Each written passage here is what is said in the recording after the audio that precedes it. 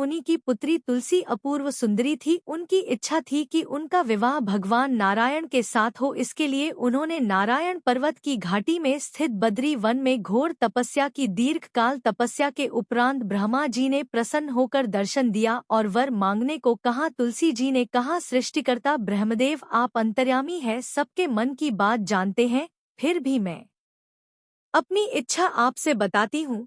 मैं चाहती हूँ कि भगवान श्री नारायण मुझे पति रूप में मिले। ब्रह्मा जी ने कहा, तुम्हारा अभीष्टा अपने पूर्व जन्म में किसी अप के कारण तुम्हें श्राप मिला है। इसी प्रकार भगवान श्री नारायण के एक पार्षद को भी दानव कुल में जन्म लेने का श्राप मिला है। दानव कुल में जन्म लेने के बाद भी उसमें नारायण का अंश विद्यमान रहेगा। इसलिए इस जन्म में पूर्व जन्म के पाप के शमन के लिए संपूर्ण नारायण तो नहीं मिलेंगे, लेकिन नारायण के अंश से युक्त दानव कुल में जन्मे उस श्राप ग्रस्त पार्षद से तुम्हारा विवाह होगा। श्राप मुक्त होने पर भगवान श्री नारायण सदा सर्वदा के लिए तुम्हारे पति हो जाएंगे। तुलसी ने ब्रह्मा के इस वर को स्वीकार किया, क्योंकि मानव कुल में जन्म के कारण उस मायावी भोग को तो भोगना ही था। तुलसी बद्री वन में ही रहने लगी। नारायण का वह पार्षद दानव कुल में जलंधर के नाम से पैदा हुआ था। कुछ दिनों बाद वह भ्रमण करता हुआ बद्री वन में आया। यहाँ तुलसी को देखते ही वह उस पर मंत्र मुग्ध हो गया। तुलसी के सामने उसने अपने विवाह का प्रस्ताव रखा। इतने में ही वहाँ ब्रह्मा जी आ गए और तुलसी से कहा, तुलसी, जलंधर को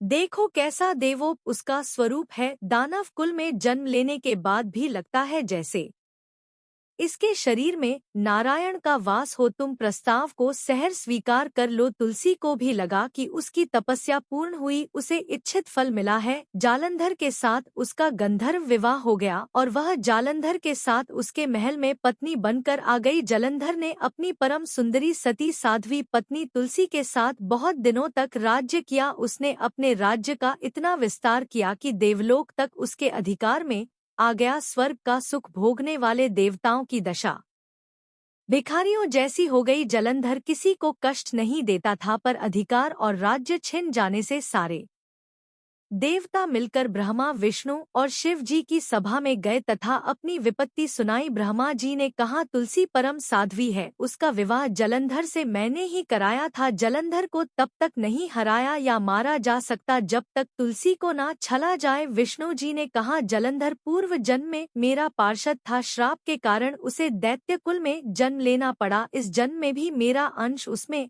व्याप्त है, साथ ही तुलसी के पतिव्रत धर्म से वह अजय है। फिर देवताओं की सहमति से भगवान शिव ने जलंधर के पास संदेश भेजा कि या तो वह देवताओं को राज्य लौटा दे या फिर उनसे युद्ध करे। जलंधर शंकर के पास पहुंचा। उसने कहा, देव आदि देव, आपके लिए देवताओं का पक्ष लेना उचित नहीं है। राज बढ़ाना हर राजा का कर्तव्य है। मैं किसी को दुखी नहीं कर रहा हूँ। देवताओं से कहिए कि वे मेरी प्रजा बनकर रहे। मैंने आपका कोई भी अपमान नहीं किया है। हमारा आपका युद्ध शोभा नहीं देता है। अगर आप हार गए तो बड़ी लज्जा की बात होगी। मैं हार गया तो आपकी कीर्ति बहुत अधिक नहीं बढ़ेगी। भगवान शंकर फिर हंसने लगे। वे तो सब रहस्य समझते थे। तुलसी और जलंधर के पूर्व जन्म के श्राप की अवधि लगभग पूरी हो चुकी थी। फिर शंकर जी बोले, इसमें कीर्ति और लज्जा की बात नहीं है। तुम देवों को राज्य लौटाकर उन्हें उनके पद पर प्रतिष्ठित होने दो। युद्ध से बचने का यही एक उपाय है। जलंधर ने कहा, मैंने युद्ध के बल से देवलोक जीता है, कोई उसे युद्ध के द्वारा ही वापस ले सकता है। यह मेरा अंतिम उत्तर है। अब मैं जा रहा हूँ। ऐसा कहकर जलंधर चला गया। उसने अपनी पत्नी तुलसी को सारी बातें बताई और कहा, कर्म भोग सब काल सूत्र में बंधा है। जीवन में हर शोक भय सुख दुख मंगल अमंगल काल के अधीन है। हम तो केवल निमित्त है, संभव है भगवान शिव देवों का पक्ष लेकर मुझसे युद्ध करें।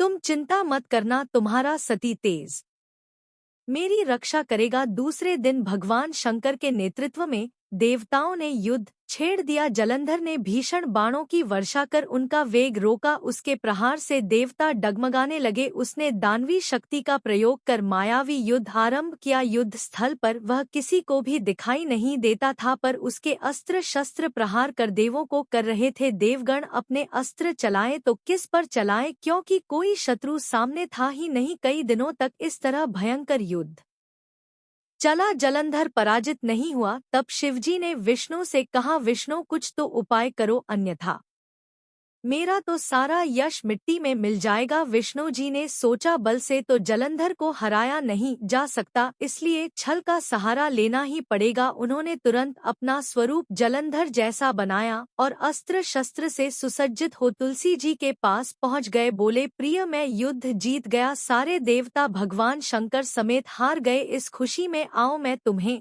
अपने अंग से लगा लूं। पति को प्रत्यक्ष खड़ा देख तथा विजय का समाचार सुन वह दौड़कर मायावी जलंधर के गले से लिपट गए। इस प्रकार पति पत्नी दोनों ने आलिंगन कर खूब खुशी मनाई, पर पुरुष के साथ इस प्रकार के व्यवहार से उसका सती तेज नष्ट हो गया। उसका सती तेज जो जलंधर की कवच के रूप में रक्षा कर रहा था, वह कवच नष्ट हो गया। जलंधर शक्तिहीन हो गया। यह जानते ही भगवान शंकर ने अपने त्रिशूल से प्रहार किया। त्रिशूल के लगते ही जलंधर जलकर भस्म हो गया। जलंधर के मरने की बात को जानकर विष्णु अपने असली रूप में आ गए सामने। अपने पति जलंधर के स्थान पर भगवान विष्णु को खड़ा देख तुलसी बहुत विस्मित हुई। उसे पता लग गया कि स्वयं नारायण ने उसके साथ छल किया है। क्रोध में आकर तुलसी जी ने श्राप दिया, एक सती स्त्री का सतीत्व भंग करने के अपराध में तुम हृदयहीन पत्थर हो जाओ। विष्णु जी ने तुलसी के श्राप को शिरोधार्य कर कहा, देवी तुम्हारे तथा जलंधर के कल्याण के लिए मुझे ऐसा करना पड़ा। तुम दोनों को श्राप मुक्त करना था। तुम भी अब अपना शरीर त्याग कर तुलसी बिरवा के रूप में जन्म लोगी और मेरी पूजा तुलसी दल से होगी। मैं शालिग्राम पत्थर बनूंगा, मेरे शीश पर तुम आदर से विराजमान होगी। तुम्हारे पति की हड्डियों के चूर्ण से शंख की उत्पत्ति होगी। उस शंख ध्वनि से देवताओं तथा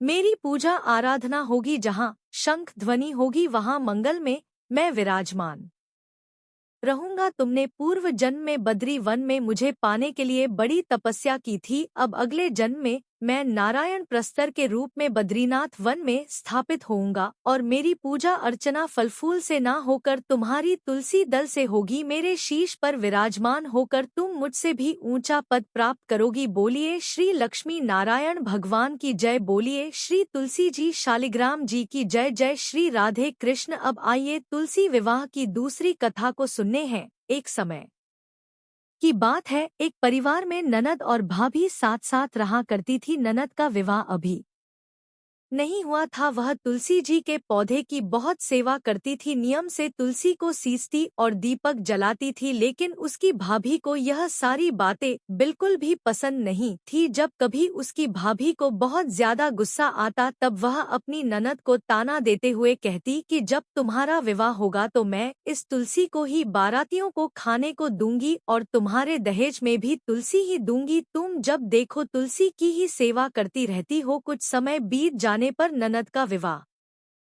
तय हो गया। विवाह के दिन भाभी ने अपने कहे अनुसार बारातियों के सामने तुलसी का वह गमला फोड़ दिया जिसकी सेवा उसकी ननद किया करती थी और तुलसी के पत्ते खाने के लिए कहा। तुलसी जी की कृपा से वह फूटा हुआ गमला कई सारे स्वादिष्ट पकवानों में बदल गया। भाभी ने गहनों के नाम पर तुलसी की मंजरी से बने हुए गहने अपनी ननद को पहना दिए। देखते ही देखते तुलसी जी की मंजरी से बने हुए गहने भी सुंदर सोने जवाहरात में बदल गए। इतना ही नहीं, भाभी ने मारे क्रोध के वस्त्रों के स्थान पर तुलसी का जने रख दिया और वह भी रेशमी और सुंदर वस्त्रों में बदल गया। अब जब ननद अपनी ससुराल में पहुंची तो ससुराल में तो उसके दहेज की बहुत प्रशंसा हुई। यह बात के कानों तक भी पहुंची। उसे बहुत आश्चर्य हुआ। उसने सोचा कि उसने तो ननद के गहने कपड़े और जने तक तुलसी जी के ही रखे थे, तुलसी की मंजरी रखी थी। यह सब जानकर भाभी को बहुत आश्चर्य हुआ। अब उसे तुलसी की पूजा का महत्व समझ में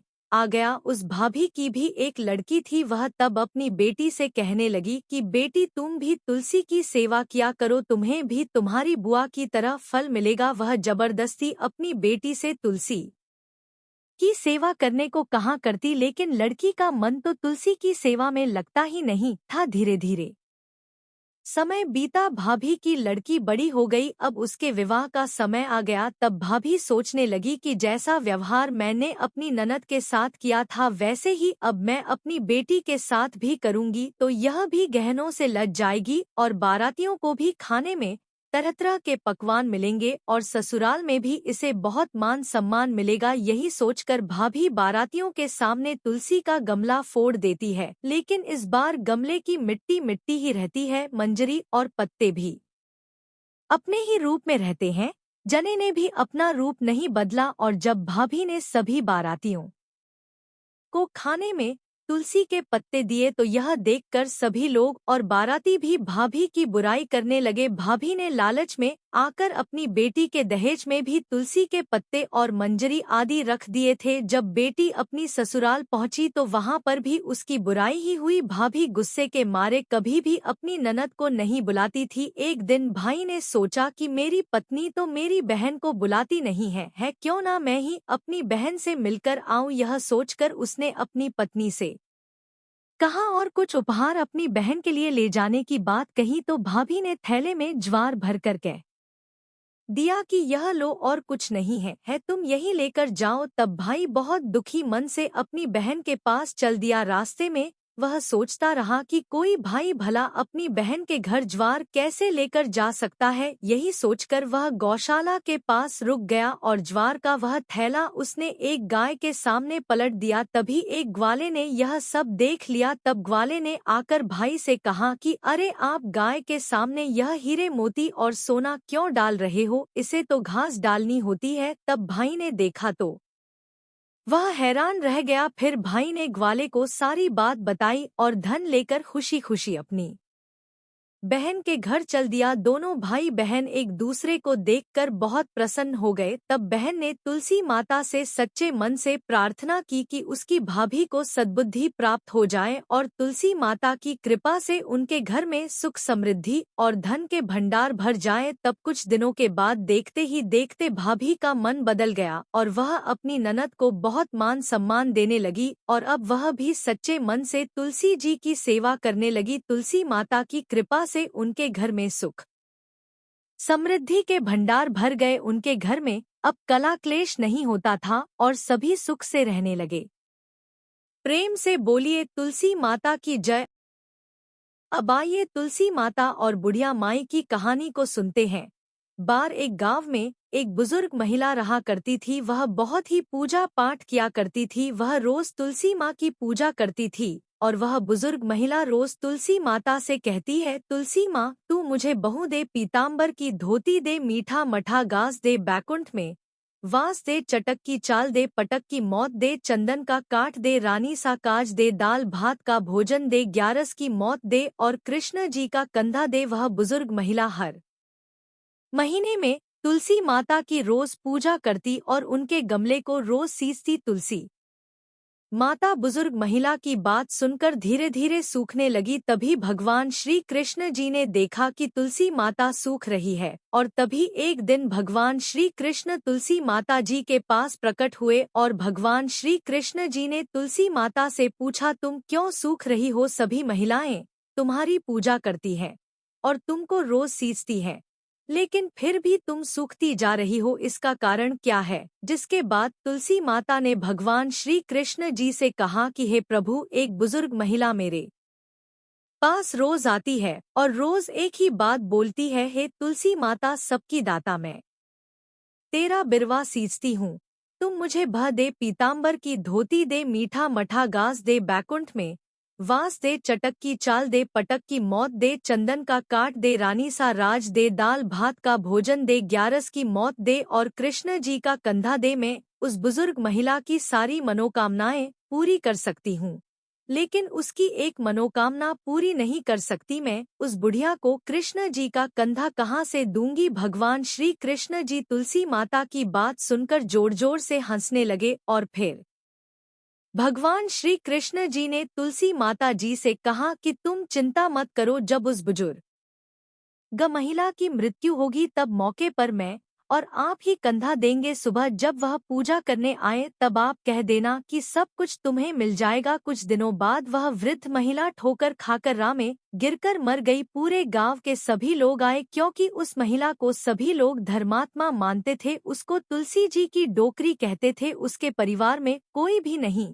था, इसलिए गांव वालों ने ही उसके अंतिम संस्कार करने की योजना बनाई और उसे नहला कर जब बैकुंठ पर बैठाने के लिए उठाने लगे तो उसका मृत शरीर इतना भारी हो गया था कि उसे कोई उठा नहीं पाया। यह सब देखकर वहां के सभी लोग तरह तरह की बातें करने लगे और कहने लगे कि यह इतना पूजा पाठ करती थी, हर समय माला फेरती थी, इसलिए यह इतनी भारी हो गई है। वहीं पूरे गांव में चर्चा होने लगी कि डोकरी माई कोई भक्ति नहीं करती थी, यह छल कपट करती थी। हम जिसे धर्मात्मा समझते थे वह पापी है जो कि किसी से भी नहीं उठ पा रही है, यह इसके कर्मों की सजा है। इधर भगवान ने सोचा कि मेरे भक्त की निंदा हो रही है, इसलिए भगवान बूढ़े ब्राह्मण का भेष धारण करके वहां पर आए और वहां पर एकत्रित लोगों से पूछने लगे कि यहाँ पर इतनी भीड़ क्यों लगी है।